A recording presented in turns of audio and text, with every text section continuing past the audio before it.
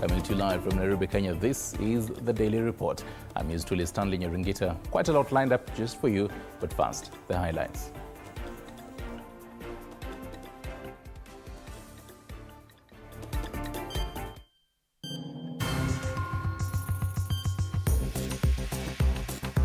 Tonight,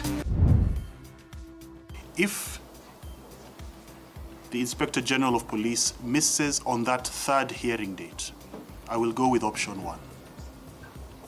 I will cite, convict, and sentence on the spot. IG Kanja, DCI Amin risk conviction after court snubbing abduction case.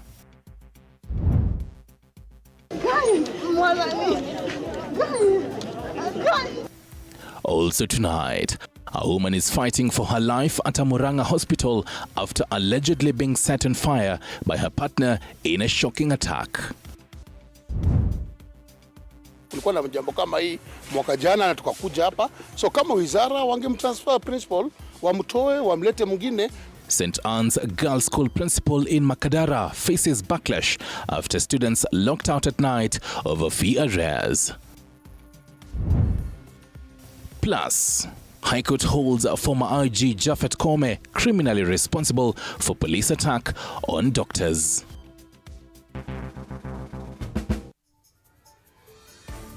Right, thank you very much for joining us right here at Daily Report on TV47. On the sign language docket is Catherine Simaloi.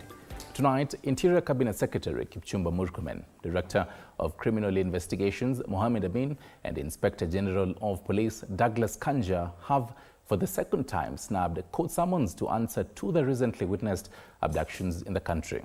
And as Samira Mohammed now reports, High Court Judge Bahati Mwamuye stated that the court has granted the Inspector General of Police Douglas Kanja and the DCI boss Mohamed Amin one more chance to redeem themselves by availing themselves in court, failure to which the court will charge them with contempt of court and sentence them on spot. Interior Cabinet Secretary Kipchumba Murkomen and the new Police Inspector General Douglas Kanja have kicked off their tenure under grave circumstances after ignoring court summons for the second time alongside their DCI counterpart Mohamed Amin. State officers have an obligation pursuant to their oaths of office, pursuant to the expectations of the Constitution, and also there is a consequence of contempt of court. With High Court Judge Bahati Mwamuye warning that failure to comply with the court order will lead to severe penal sanctions for contempt of court, including immediate sentencing.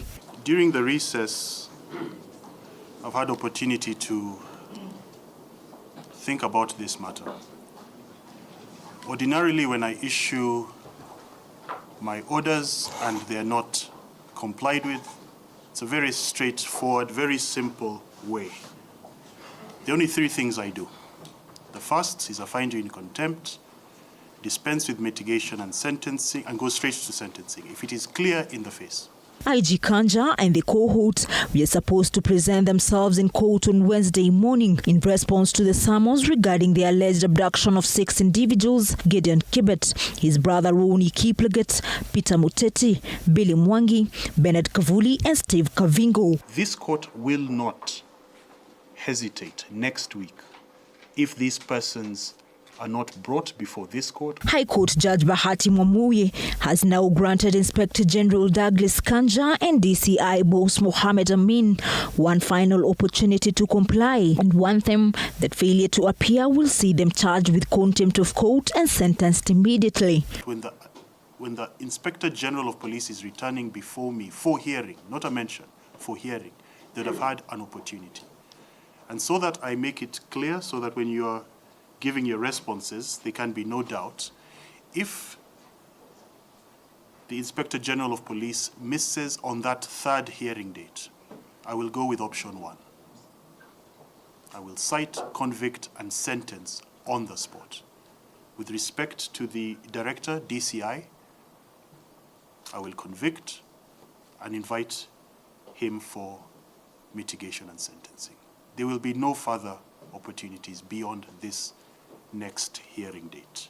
This comes as family members of those abducted individuals turned up in court demanding answers about the whereabouts of their loved ones. The family of Steve Mbisu revealed their outrage and despair, expressing a complete loss of faith in the courts after being told that the respondents have been granted 15 more days to pursue further investigations into Steve Mbisu's whereabouts. We are devastated because we are hoping maybe they'll say we come on Friday.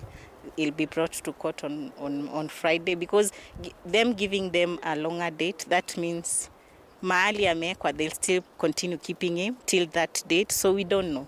Samira Mohammed for TV47, Nairobi.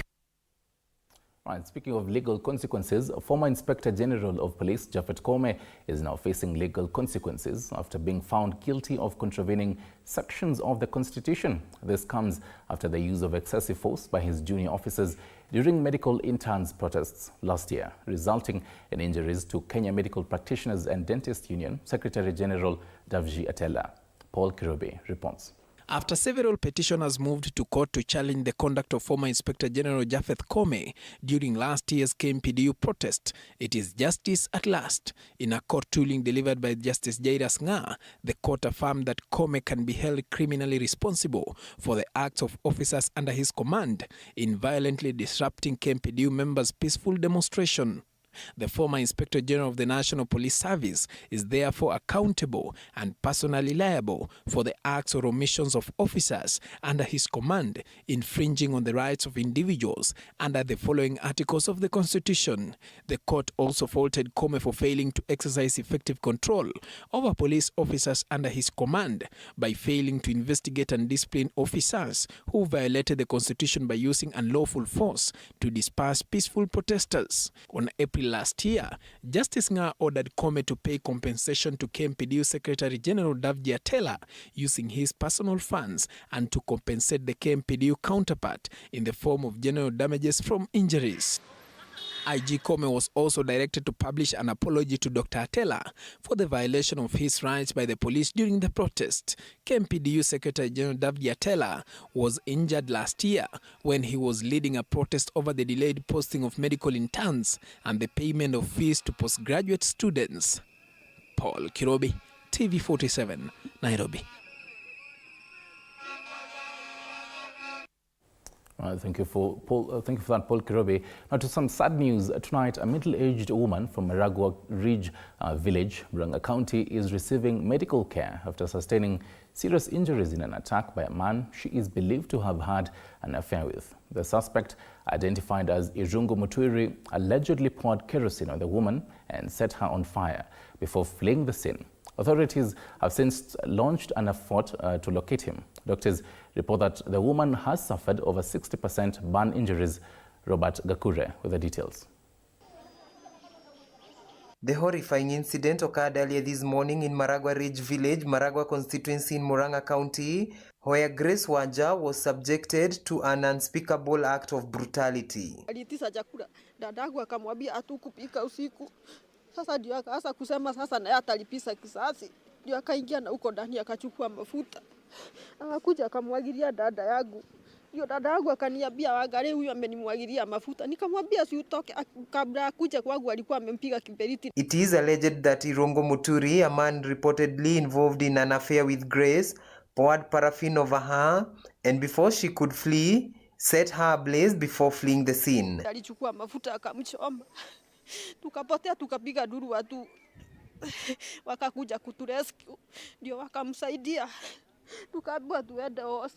According to doctors' reports from Murang'a Level 5 Hospital where Grace Wanja was rushed, she sustained over 60% burn injuries, leading to her referral to Kenyatta National Hospital for specialized treatment. Sisi tunaomba usaidizi kwa sababu sisi hatuna uwezo wa kupeleka huyo msichana wetu kuko Kenyatta. Sisi hatuna uwezo hata kidogo. Amechomeka na anakuwa watoto wanne, mmoja ako children's home. Wengine wanakaa tu hivi. Residents have vehemently condemned the escalating acts of gender-based violence, urging the government to take firm action against those responsible. Kisikia mwanaume amekwambia nitakuwa na nijiue, heli utoroke uende ukasolve problem nje kuliko kukaa pale mpaka kitendo itendeke. Hiyo tumekataa. Mwenyewe alifanya hiyo kitendo, achukuliwe hatua kubwa sana. The police have since launched an investigation into the horrific incident and are actively searching for the suspect to ensure justice is served. Robert Gakure, TV47, Murang'a County. Right, some education matters, still some sad news. Parents and human rights activists are now demanding the resignation of Veronica Muli, the principal of St. Anne's Girls in Makadara constituency, after she barred students with school fees arrears from entering the institution. The decision led to some students being forced to spend the night outside the school gates. The incident, which has sparked outrage, went viral last night, as Anastasia Mukabi tells us. Human rights activists have descended upon St. Anne's Girls Secondary School in the wake of a disturbing incident that spread like wildfire online on Tuesday night. A group of students were unjustly locked out of the school for fee arrears. What is even shocking is that parents were never informed that the students would be sent home for fees the same day they returned to school. Kuna wale wazazi ambao pengine first term fee is around 26,000. Maybe kuna yule mzazi alijiumudu akapata 20,000, 15,000, 18,000. So kufika hapa kwa shule wamesema no, there must be a nil balance. So wale ambao kama hukulipa the whole amount ni urudi nyumbani. It is alleged that this is far from the first time parents have raised alarms over a lack of communication with school's principal Veronica Muli. Parents wamekuwa wakilia sana. Communication hakuna kati yao na head teacher. Hours passed with the gate still closed on Wednesday until the Makadara lawmaker George Aladwa stormed the school seeking for answers. Inside, we found Principal Muli in a meeting with Nairobi County officials. The principal, who appeared to be dodging responsibilities, was left with her egg on her face. MP George Aladwa has strongly condemned Muli's behavior and demanded immediate intervention from the ministry to resolve this crisis. Hii jambo kutokea, kulikuwa na jambo kama hii mwaka jana na tukakuja hapa. So kama wizara wangemtransfer principal, wamtoe, wamlete mwingine, ndio tuone shule ikiendelea, kwa sababu si peke yake anafaa kwa principal hapa. Human rights activists, the first respond to this situation, warned that this crisis is deeper than it appears. This is a bad picture, and the principal must be held accountable for the future of this school, because unaona sasa hii wanafunzi wanatolewa shule, meaning shule ina lack future. The movement of Bunge la Wananchi has now joined the outcry, calling for the government to immediately place Principal Muli on compulsory leave. We are giving the government 7 days. Wapatie Bi Muli compulsory leave. Failure to which we shall mobilize all our Bunge members. The abrasive MP has since urged parents who are forced to remove their children due to fee arrears to return them to school, while negotiations continue to resolve the situation. Anastasia Mkabi, TV47, Nairobi. Right, still on education matters. After the reopening of schools, the transition of learners from the 8th to the 9th grade has faced significant obstacles across the country. While some schools managed to carry on smoothly, many others are grappling with severe challenges, most notably a crippling shortage of classrooms.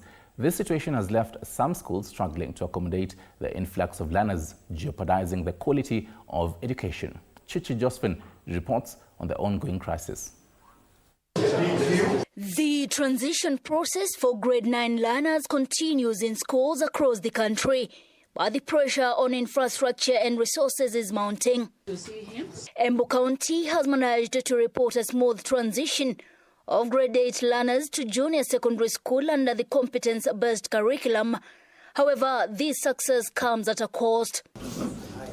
According to the County Director of Education, Kosgei Kipruto, the transition rate stands at 97% across 335 schools. Grade 9 reported yesterday, and as of today, the reporting is at 97%. While this is a positive statistic, it is clear that the education system is still grappling with overcrowding. Last year, Phase 1 and 2 saw the completion of 137 classrooms, but the county is still far from meeting its needs. In Kiambu County, At Tigoni School, the situation is no less critical.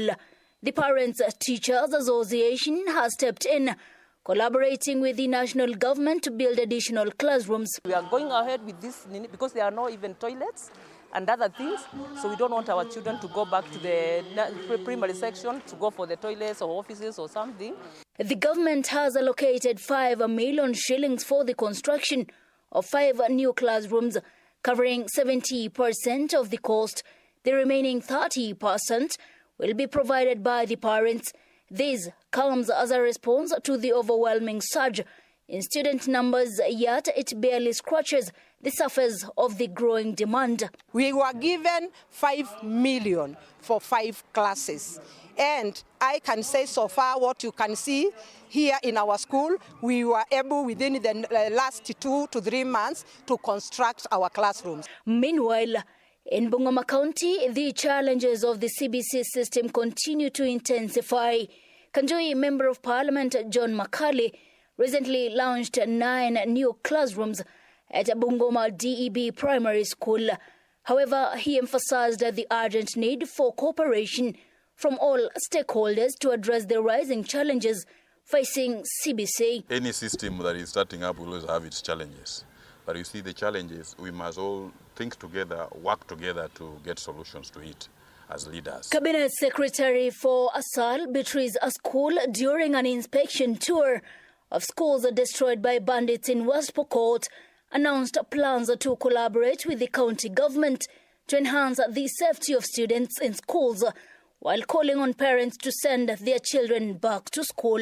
Tukileta hiyo mabati na tuleta na chakula kwa mashule, watoto watajaa. Ninyi mnajua mimi ni waziri mashinani. Nitasafika hapa nione kama imefanyika ama haijafanyika. Chichi Josephine, TV47. Right, let's shift focus to health matters now. Deputy President Professor Kithure Kindiki, flanked by Minister of Health officials led by Cabinet Secretary Deborah Baraza, Wednesday toured Kenyatta National Hospital to assess the implementation of the Taifa Care Program. And as Elizabeth Ateno, health reporter, tells us, the government announced that most of the initial challenges have been resolved.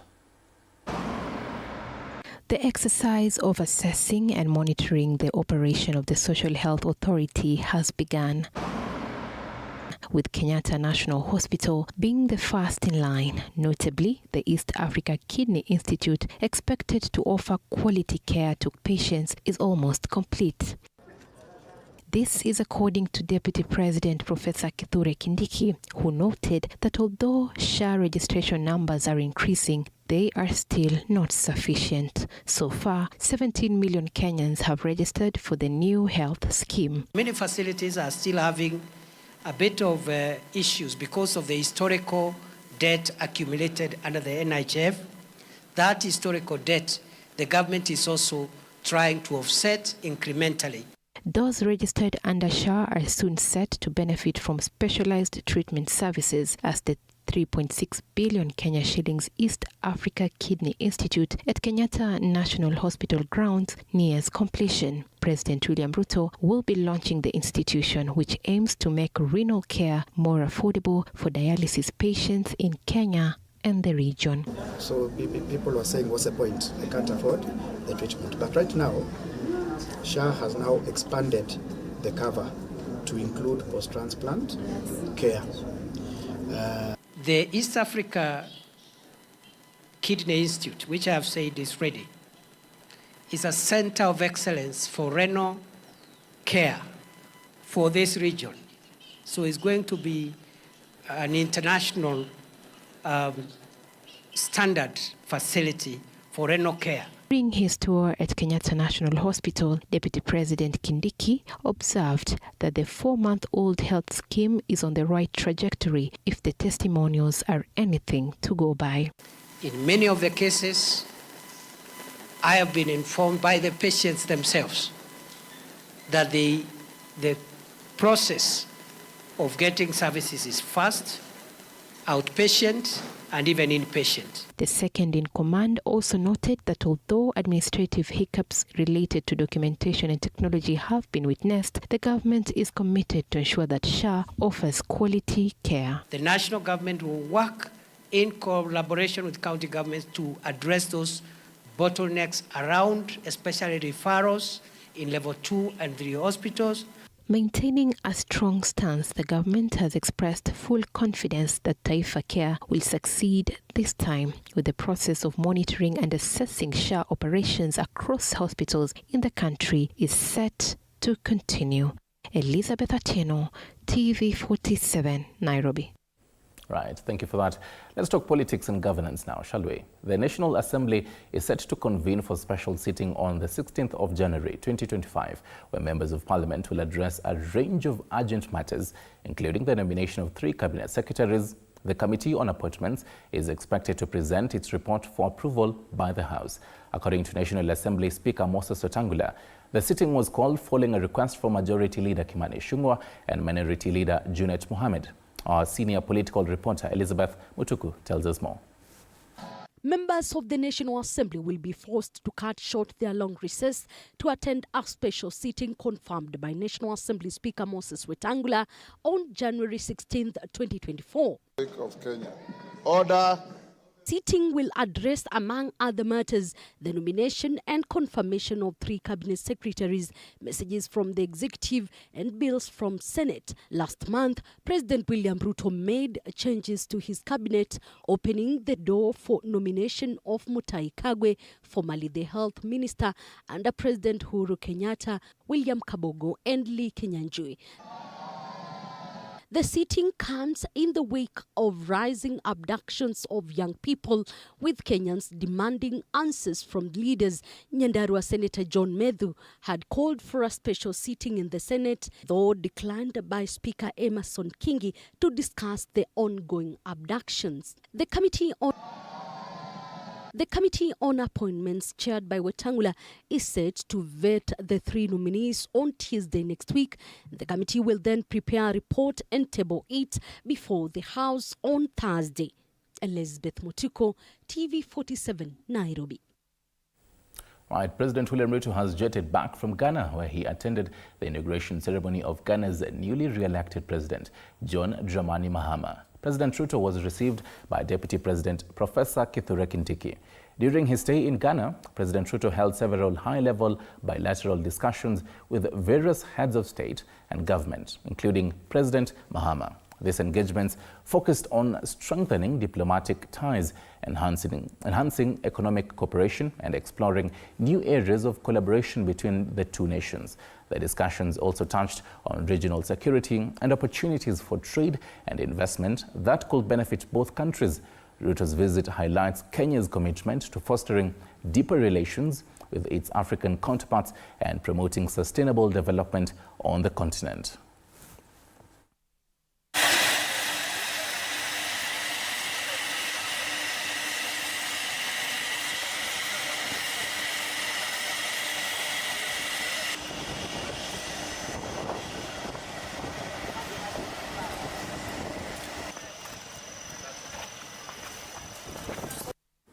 Right, welcome back, Mr. President. About 1.3 million grade 6 candidates who sat for 2024 Kenya Primary School Education Assessment, that is KPSEA, last year, have been directed by the Kenya National Examination Council, NEC, to access their results at the competency-based assessment, that is CBA portal.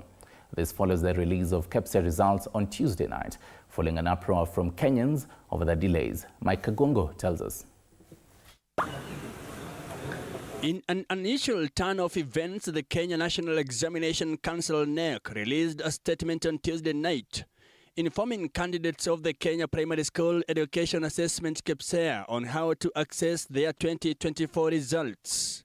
The council statement indicated that the results had been uploaded to its competency-based assessment CBA portal.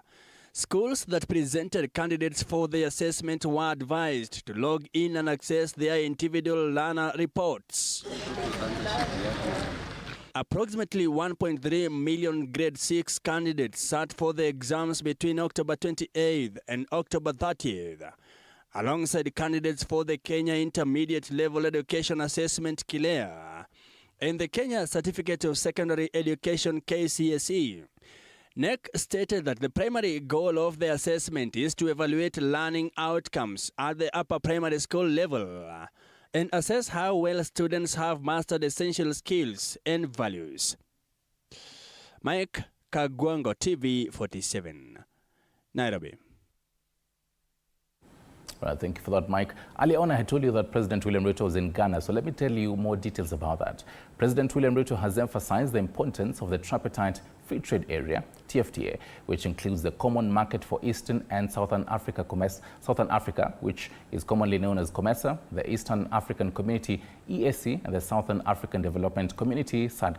The TFTA, he noted, will create a unified market of 700 million people. Speaking during the inauguration of Ghana's new president, John Dramani Mahama, on Tuesday, Ruto underscored that continental integration is crucial for unlocking Africa's full potential.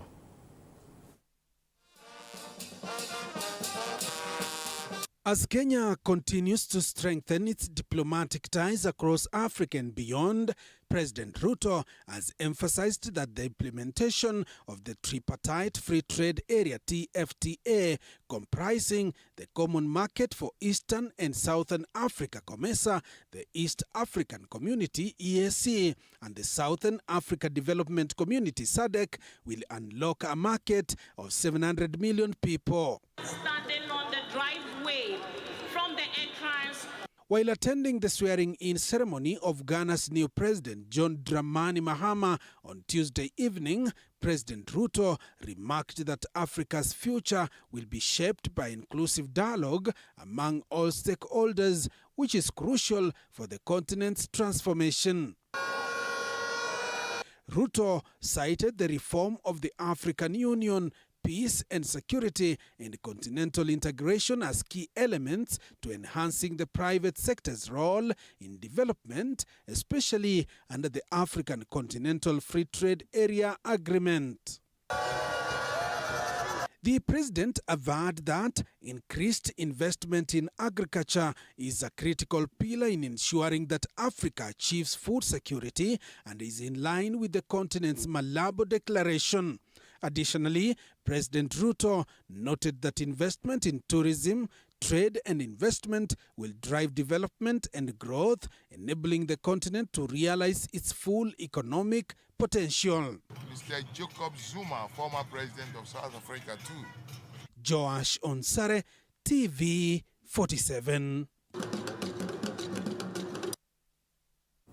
Right, that is Josh Nsare on that bit. We'll be telling you definitely all about that partnership between Ghana and Kenya. Right now, though, we're taking a short break. Even as I continue sipping my water, you definitely need to. More coming up.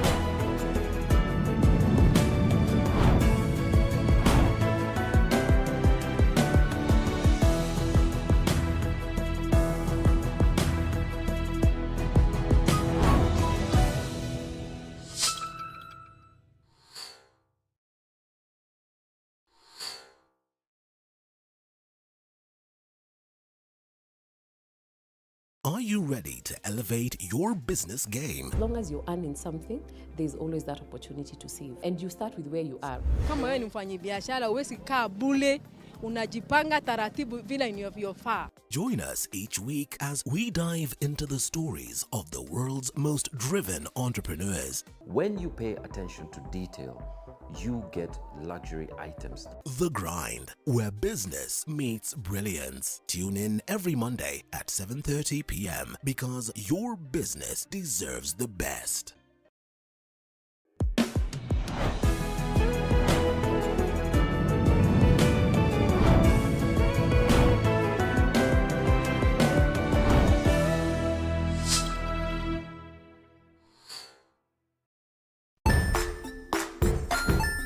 Hey there friends, welcome to Kids on the Block, where fun and imagination come alive. We dive into magical world filled with exciting adventures and awesome friends. What position were you in? I was number 2. What position were you? Number 1. He decided to cross the bridge by his house and look for food on the other side. We're going to do half cup of chocolate chips, and the other one, we're going to do half cup of the blueberries. So, grab your imagination hats and get ready to explore with us. Join us every Saturday at 9 a.m. for new friends, amazing stories, and tons of laughter.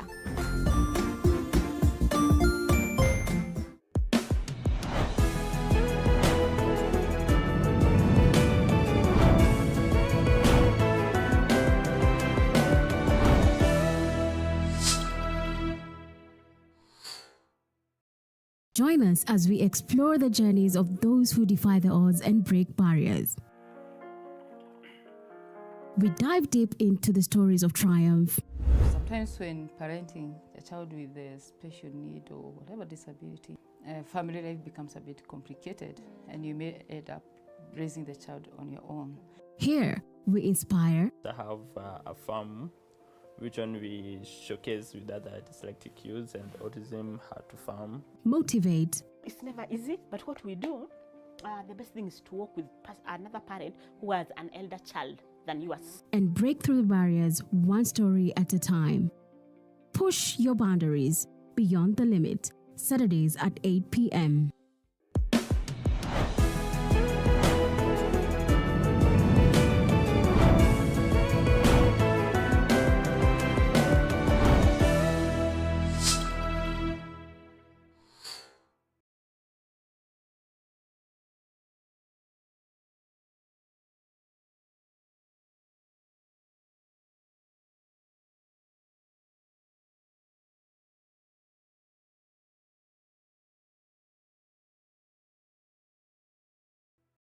Jiunge nasi tunapoangazia safari za viongozi bora.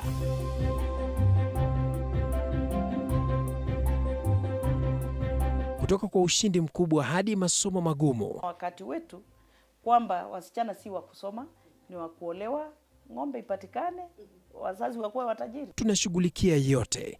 I wish I were a better investor. My parents taught me how to look for things for myself. Tazama Mfahamu Kiongozi, ambapo kila kipindi kimejaa maarifa, mikakati na hadithi za kukuza azma yako. For me to succeed, I have to fight.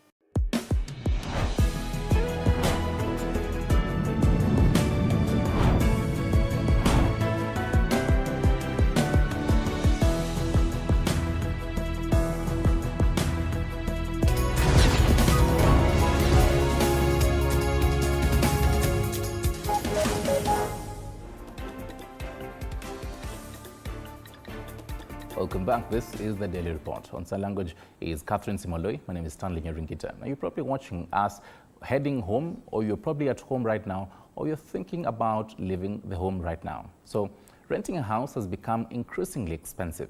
And for many, the dream is to build a home tailored to their preferences. But just how much will it cost to turn that dream into reality? This is a pressing question for many Kenyans aspiring to own homes. Now, President William Ruto has assured that the affordable housing program is progressing steadily, with the government's goal set to construct 250,000 homes annually for low-income earners. Mike Kagongo takes us through the steps and procedures involved in owning a home in Kenya. A typical morning in the capital. Millions trying to eke a living to, among other things, fulfill what many, if not all, aspire to achieve: own a home. This huge influx in population in Nairobi, just like other urban areas in Kenya, has created a huge demand for housing, a scenario which has made Nairobi and other major towns in the country become concrete jungles. Owning a house elevates you to become your own landlord. In Kenya, the right to adequate housing is enshrined in the Constitution and Article 43(1)(b). The same Constitution in Article 53 also guarantees the same right to all children. As promising as this sounds, the realities on the ground are far from the promise. In Kenya today, there are various ways of owning a home. 5 ways, however, stand out. Out of the 5, building from the scratch has stood out as the most preferable according to the 2019 census report. Eventually, the process of construction has many other agencies involved. So you will need to authenticate that the house has the requisite approvals. Approvals are issued by county government. So we need to see whether it has the architectural approval, it has the structural approval, the NEMA certificate has been issued, the planning approvals by the planning department of the county government.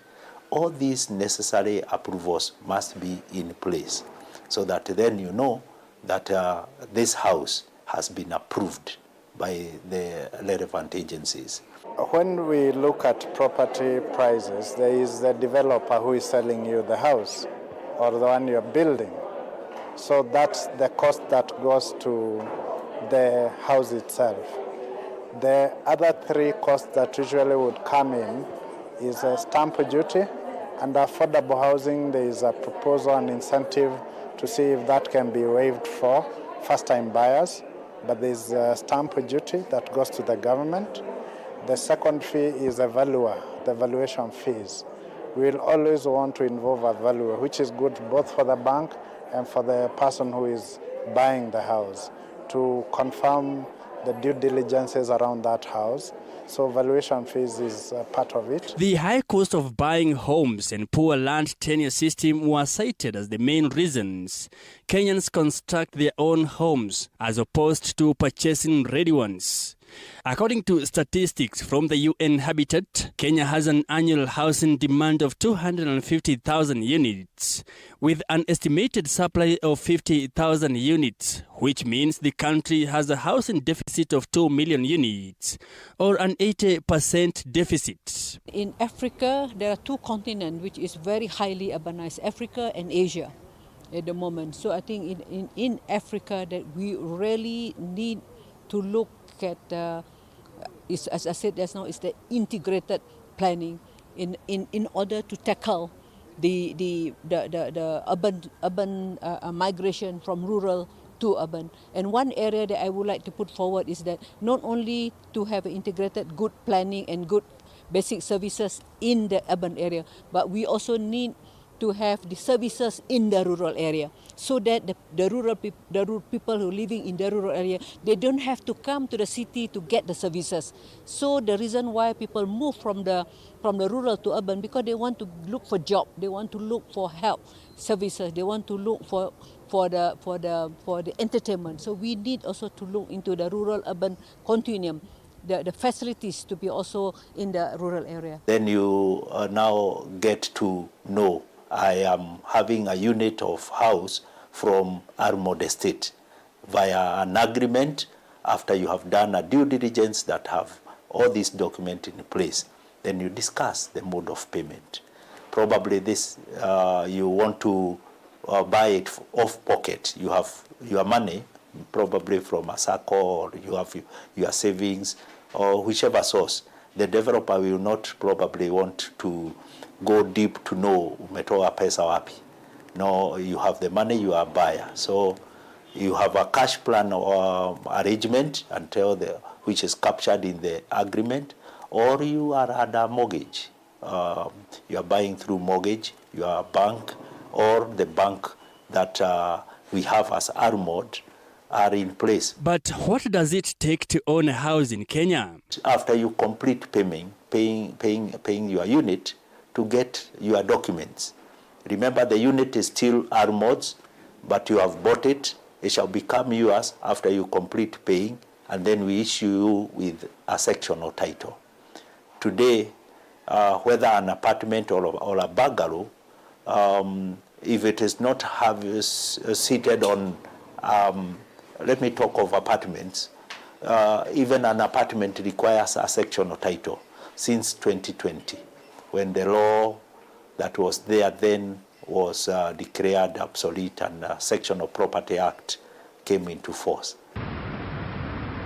Most Kenyans prefer to build their own homes, a rather expensive venture mainly due to the cost of raw materials.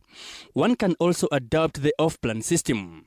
This plan was gaining traction among Kenyans until some real estate firms abused it, conning Kenyans billions of shillings. People will always think that off-plans will not deliver, but I want to say they deliver. However, from a perception position, we decided that as Armored, we will come along with our own money. So we do the construction using our own money. So we have what we call a complete unit model. We work very close with the government of Kenya, especially on the, as your question mentioned, on housing. We work together with the Kenyan government in the implementation of the Movoko project, housing project.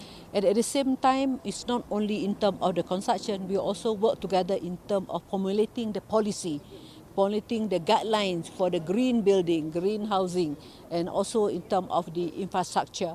So that's the reason why I think now the Kenyan government and is also putting up the resolution and infrastructure that's linked to the adequate and affordable housing. Mortgage is the least popular alternative for home financing in Kenya, mainly due to the high interest rates. You can own a house without a mortgage, but you save over time.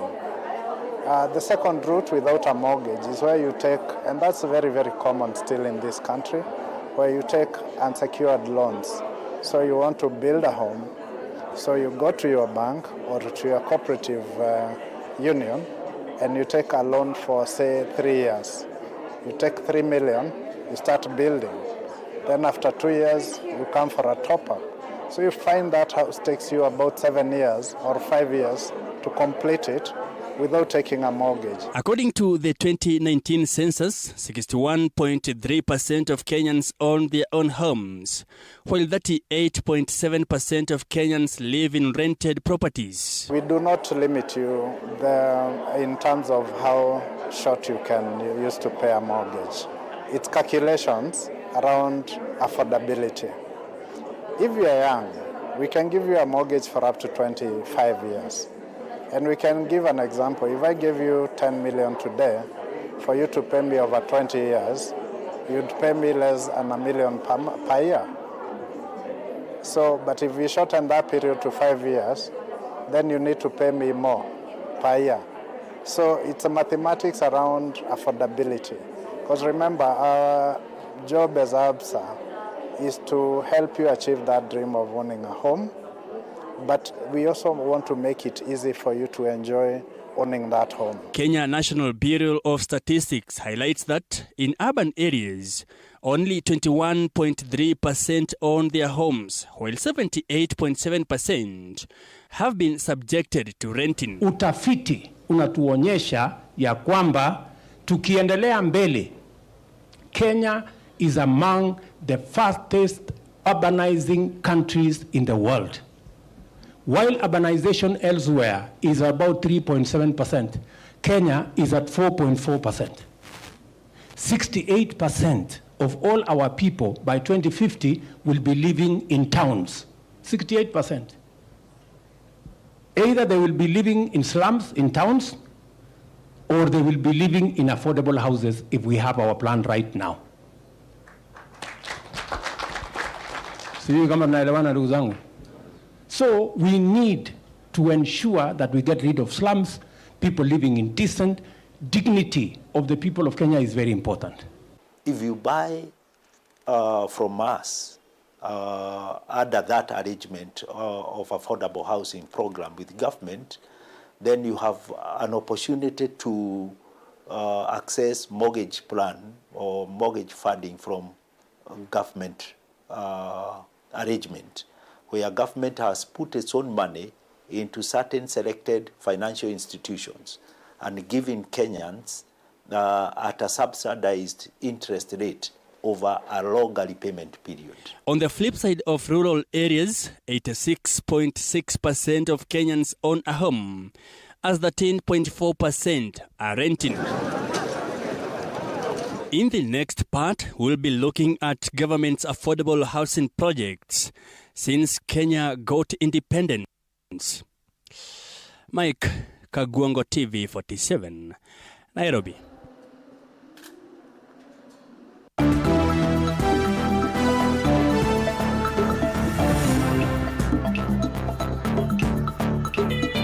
Sports News brought to you by Maybets.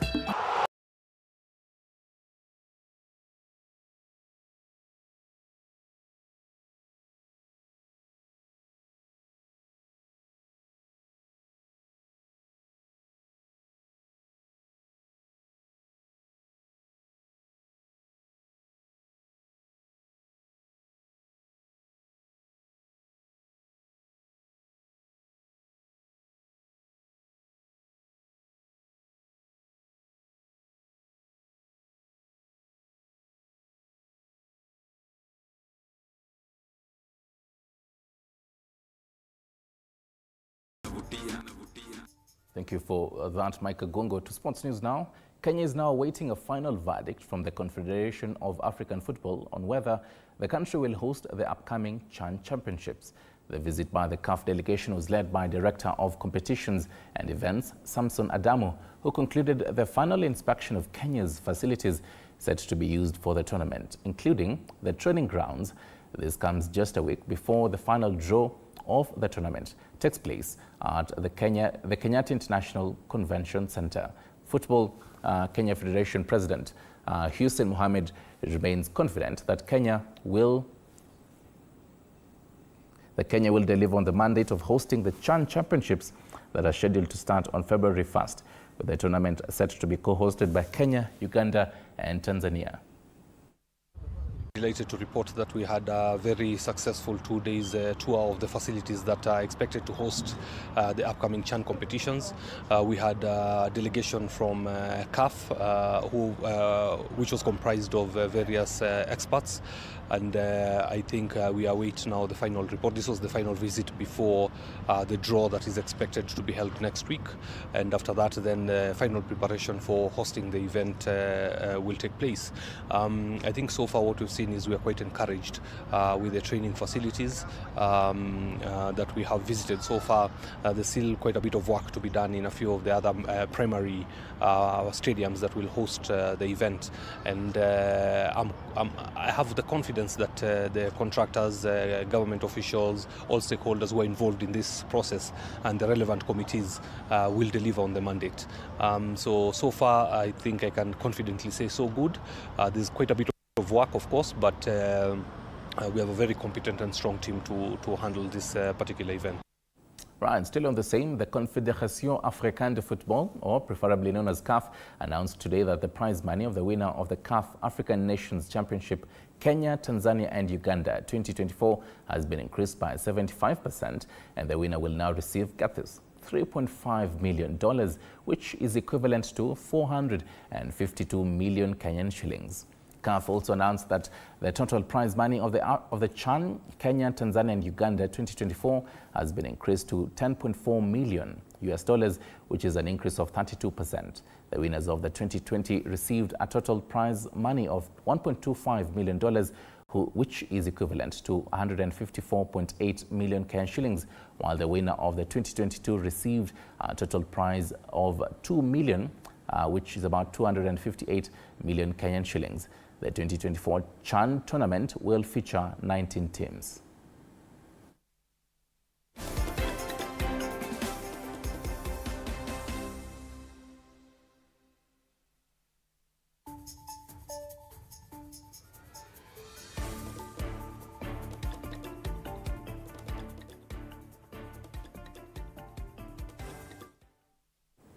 Right, from the football pitches to the tennis pitches, and Kenya's tennis star Angelo Kutoi sailed through to the round of 16 of the W35 Nairobi ITF World Tennis Tour tournament earlier today at Nairobi Club. The 20-year-old was forced to work for her qualification ticket by Katerina Sigurova of Switzerland. Okutoi registered scores of 7-6, 6-3 to progress to the next round. In other results, Cynthia Wanjala pulled out of the competition after losing 6-0, 6-0 to Rinon Okuwaki of Japan. Okutoi will be back on the clay court on Thursday in both the singles and doubles. This championship is part of the third-tier tour for women's professional tennis.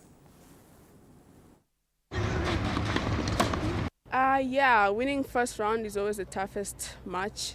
Like, it's always the toughest, and overcoming it is a good thing, and I'm happy that I was able to do that. And playing at home is always nice. Home crowd, you know that when you're playing, people trust in you, they believe in you, and you just have the home love, and that's why I like coming back to play here in Kenya. And I always enjoy. Clay is my favorite surface, and yeah, just playing at home means a lot. It was tough because I didn't know it was such a high altitude here. And of course the weather is completely different than Switzerland. But I really enjoyed the sun, and I think the tournament was very well organized. I hope there will be some more tournaments here in Kenya. I will definitely come again. Right, from tennis court, let's start running now. The fourth edition of the Tinderet Bangatuni Mountain Run preparations are gearing up in Nandi County. The competition this year is anticipated to attract over 2,000 athletes, including athletes from other nations as well as various domestic champions. Over 1,000 athletes have already signed up to compete in the various categories of the eagerly awaited Mountain Run Series.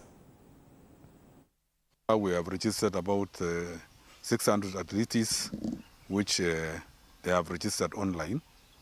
And also our prices this year will be better off than last year, because this year we are giving them encouragement so that there are many competitors on it. And this event has really assisted our region and the whole of the country, because it's encouraging the young generation to come up as athletes, which they will compete in the World Mountain Run. And the World Mountain Run this year will take place in Spain, which we expect to do better than last year. And especially our kind of terrain we have here will make them do better in competing worldwide.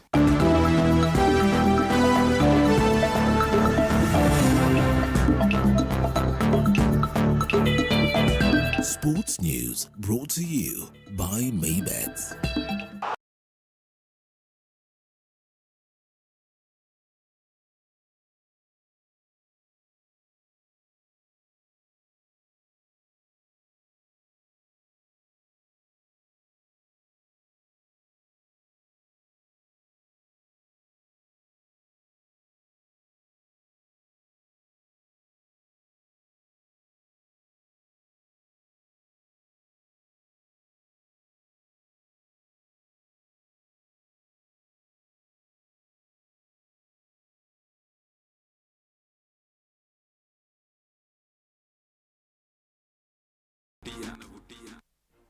Right, one final sports news is that Tottenham and Liverpool will be playing at around 11 p.m. for the first leg of the Carabao Cup. Najua Liverpool fans are really waiting for this one. Like one of my directors, Kevo. Thank you very much, everyone, for watching us this night. This has been Daily Report. On the sign language docket is Catherine Simaloi. I'm yours truly, Stanley Nyaringita. Have yourself a wonderful Wednesday night. Goodbye.